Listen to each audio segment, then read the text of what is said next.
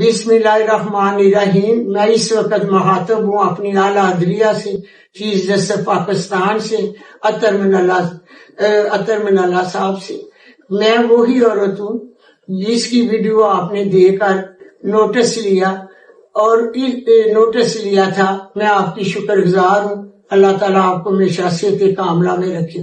ابھی مجھے پتا چلا ہے کہ میرا بڑا بیٹا عمر ڈار اغوا ہو گیا ہے اور اسے اٹھا کر لے گیا۔ میں بہت پریشان ہوں، میں ایک ماں ہوں۔ میں آج ہو کر بیوہ عورت آپ سے اپیل کرتی ہوں کہ آپ نوٹس لیں اور میرے بیٹے کو عدالت میں بلایا جائے، جو اس کے مقدمات ہیں ان کا وہ سامنا کریں۔ یہ سب کچھ میرے ساتھ اس لیے ہو رہا ہے کہ مجھے الیکشن سے روکا جا رہا ہے، مجھے پیپر جمع نہیں کرانے دیتے، اور اسی لیے ان لوگوں نے مجھے زوکوپ کیا، میرے گھر کے آگے ساری پولیس پھینک دی۔